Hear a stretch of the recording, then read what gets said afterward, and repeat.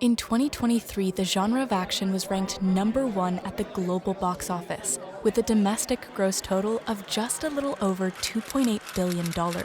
Despite the genre's massive success, the real heroes of the movies, the stunt workers, managed to go unrecognized by the Academy. Only 3 Oscars have been given out in relation to stunt work since the award ceremony's debut in 1929. My name is Bonsai Vitali. I started stunts in 1985. Been a stunt performer, stunt coordinator, second unit director. Now I sort of semi-retired, and I have the Stunt Performers Academy, which is it's an academy, sort of a stunt school that teaches the new up-and-coming performers. I did 10 seasons on a TV show, JAG.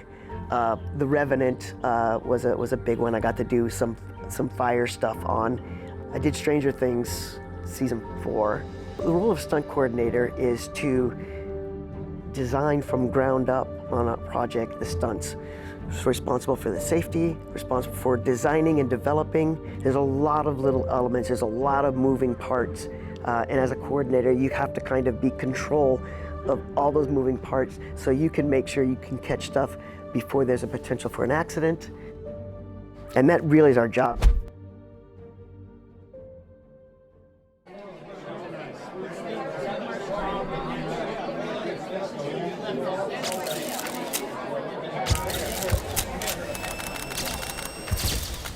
I think there's a little bit of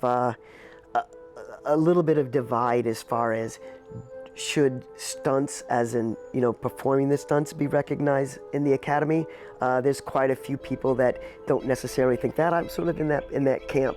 I don't necessarily think that we need an Academy Award for stunt performance, but as a stunt coordinator, absolutely, because the Academy Awards, it's about the arts and the science of it, and that's what we do. We're on the build from the beginning, designing in the meetings, working with all the other departments.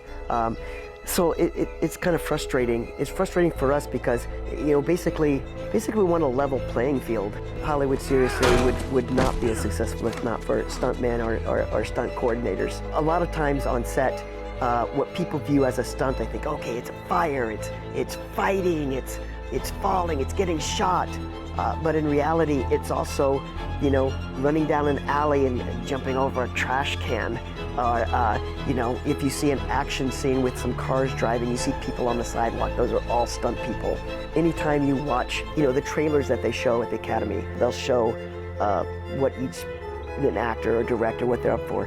You watch 50, 60, 70% of it is going to show stunts. It's a grab to the audience.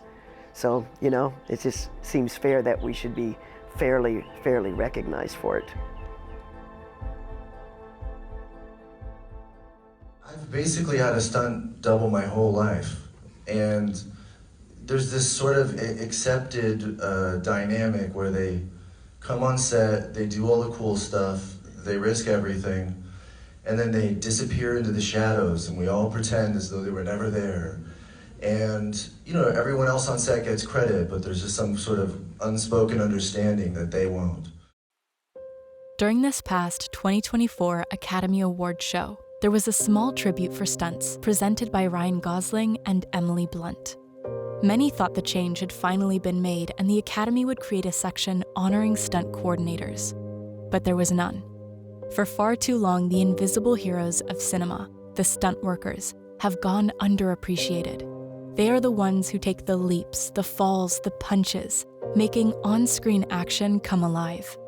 Yet when it comes to awards season, their contributions are often regulated to a mere thank you in the credits. It's time for a change. The Academy Awards, the pinnacle of cinematic achievement, needs to recognize the vital role stunt coordinators and performers play. For now, the Fall Guys fight continues.